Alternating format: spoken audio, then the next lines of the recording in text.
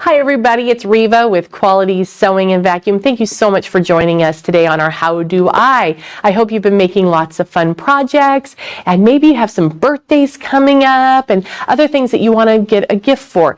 Or do you ever have like that last minute gift that you're like, oh no, what do I do? Well, gift cards are like one of the most favorite things that people can get, whether it be a coffee card or maybe one to your favorite craft store or fabric store. That's always great.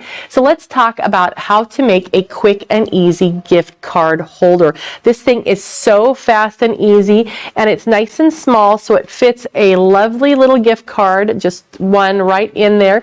And then after that, you can always use it for a couple of punch cards, but it's not really big. It's just going to hold that nice little one slim item. Okay, so let's go over the materials. It doesn't take much fabric at all. We're going to have 2 pieces of fabric, and there are quilting cotton, which is nice because it's not bulky, and we want this to stay nice and slim because you might be slipping it into a card. So we have 6 1/4 by 4 1/4. Both pieces are exactly the same.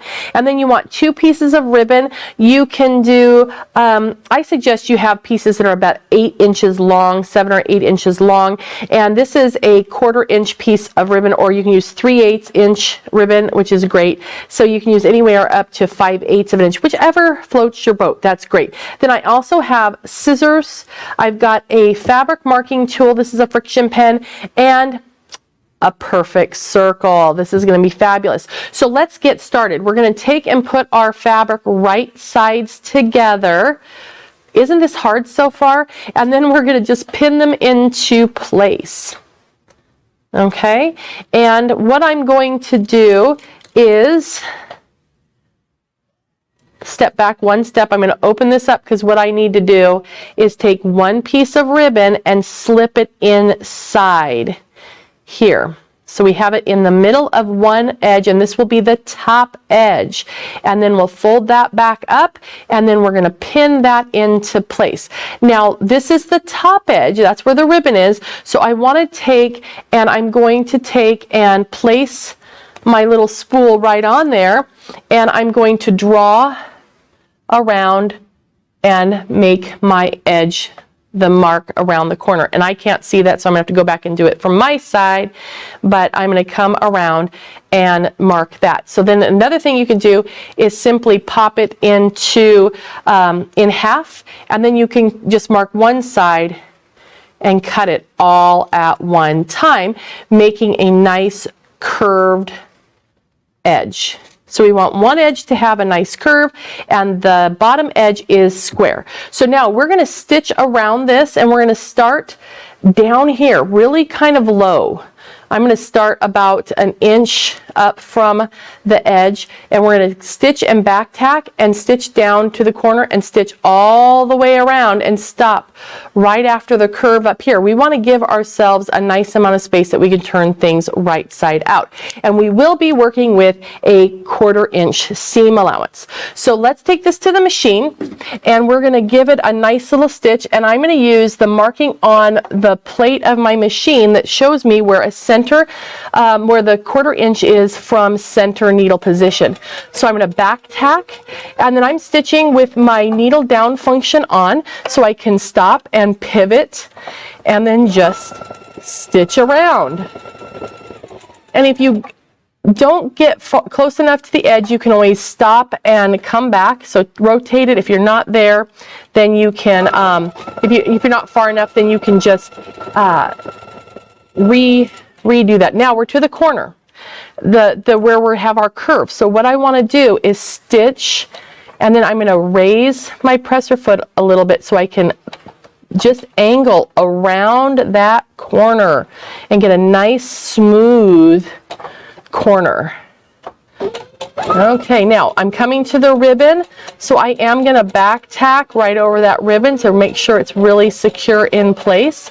And then we're going to get that corner again, and when I can't really rotate the fabric anymore, I'm going to stop and raise that presser foot. Okay, and then I'm going to use my reverse key and then push my thread cutter, and we've got that cut. Now we're going to do a couple of things here. I'm going to take those pins out. Let's talk about the bottom corners first. We need to trim this extra fabric away because that's too much fabric to shove into a little, excuse me, inside corner. So we're just going to trim that off. Make a couple of nips. Now make sure you don't cut the thread. That would not be good. And if you do cut the thread, it's no big deal. You would just go back and re-stitch it. And I think I'm good. Now, around the curves here, likewise, there's too much fabric on the outside to fit into the smaller area there. So we want to notch that. And I actually have too much fabric around the outside edge, so I'm going to trim some of that off. And then on my curves here, we're going to come in here and make clips right up to the stitching, not through the stitching, but you're just making a nice little snip into the seam allowance. And then you're going to make, you know, remember in elementary school when you made grass out of construction paper and you just snipped the paper? That's what we're doing. So we're going perpendicular to the stitching. So you're kind of like cutting pie wedges into that curved corner. Okay, and then when you get back to the straight, you don't have to do it anymore. We're ready to go. Now this is going to turn to the right side. So what I like to do is simply flip this over and line up the seams, the stitch seams there, and I'm going to fold. So the fold lines up to each seam on each side, and then I'm going to I'm going to press this in place, and that will give us a nice straight edge when we flip it right side out. Okay, so now when we're going to go flip it right side out, we're going to open it up, and instead of turning this over on itself, we're going to reach in and grab a corner and push it out. And what this does is it allows you to get the inside turned out without stretching out that opening, and get it, you know, turned pretty well. And then we're going to take a turning tool. A turning tool has a round tip on both ends. This one has a small ball on one side and a larger ball on the other, and it gives you the ability to turn it right side out and push out the corners without poking like a sharp edge, like if you had the point of a scissor. You don't want to poke that through and break through the seam. So there's our corners there, and then this edge has the curved edge, so I'm just going to curve around and just smooth it right into there.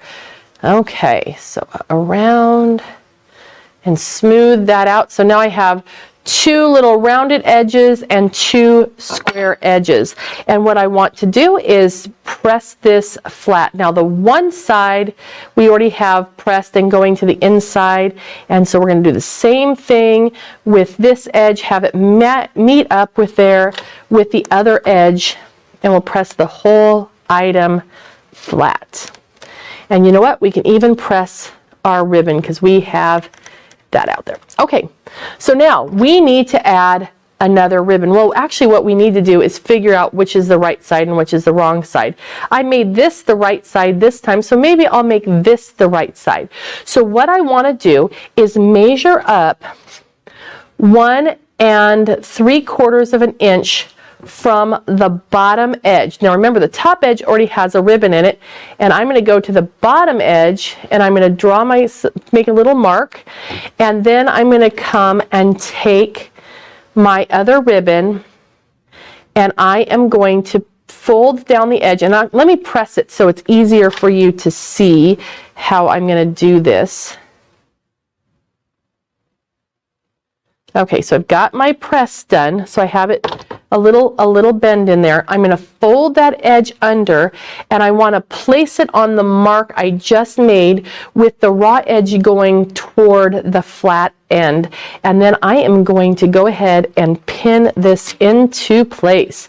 Now, I'm going to pin it actually on both sides. I know it's little, but I'm going to pin it on both sides of the ribbon so the ribbon doesn't twist on me. And then I'm going to run a little stitch right across there to hold that into place. So I'm going to just give that a little stitch, and I'm going to use the back stitch and take my pins out. And then what I'm going to do it again real quick. And then what I'm going to do is I want to make a second row of stitches because I don't want this ribbon to come out. So I'm going to, let me raise my needle and my foot up, and I'm going to move over like 1/8 of an inch or 1/16 of an inch, and I'm going to back tack again, and then cut the thread, raise our foot, and now we have our ribbon is attached nice and securely. So now comes the fun part. We are now going to fold up our edge, the edge here. We're going to fold that up about 1 3/4 inches. Let's get a measurement over here and see if we're about that. Looks good. About 1 3/4 inch, which is going to put you about where that fold of that ribbon is. The reason why is when you open it up, you want the card to be able to easily be accessed from the pocket. So that is about the right amount of space. And I'm going to pin one side, and then I'm going to come pin the other side, making sure that they match up. You might have it a little bit off, but it doesn't matter because when it's inside, it's fine. And then I'm going to tuck my little ribbon right inside here, so it's out of the way. Okay, now what we're going to do is we're going to stitch this shut, and we're going to start at the fold, go up and around and all the way back down to the other side, and then we're going to be complete. And I'm going to use the 1/8 inch marking that's on my presser foot here, and I'm going to make a top stitch that is 1/8 of an inch. Now I'm about 1/4 inch away from the inside this fabric from the fold, and I'm going to make a stitch.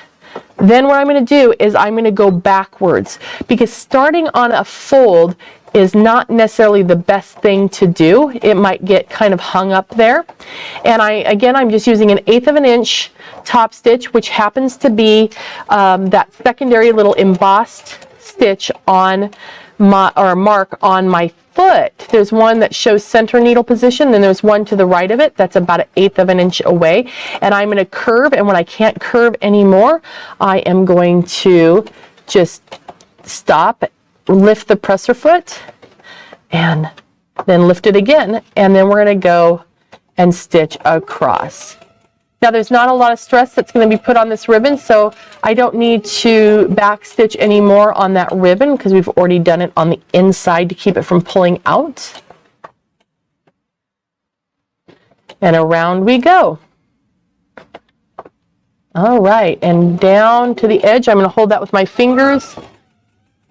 And now my top layer started to shift a little bit, so I'm going to raise that presser foot and release that so it can go right where it needs to go. And then we're going to come down, and when we get to the fold, I'm simply going to do a reverse stitch and cut the thread. And now our little gift card holder is complete. So let's trim those extra threads off, and we are good to go. So now we can just take our little gift card and slip it right into here, and then we can just tie it up with a nice little bow. Okay. And mine, I got a little bit snug because I took more than 1/8 of an inch when I stitched around the outside edge. Okay, but then we can just take it and we'll just do our little ribbon, tie our cute little bow, and we've got our cute little gift card holder. So it's perfect for whoever you have a gift that you want to give to. And grab, there he goes. So now you have your little gift card holder. You're ready to go. It's perfect to give for a gift. You can slip it into a gift card or whatever you want to do. But I hope you have fun making this. It only takes scraps, and don't we feel good about using up some of the scraps that we have, because it's beautiful fabric. You just hate to have it go to waste. So we look forward to seeing you at next How Do I? Have fun and make something great.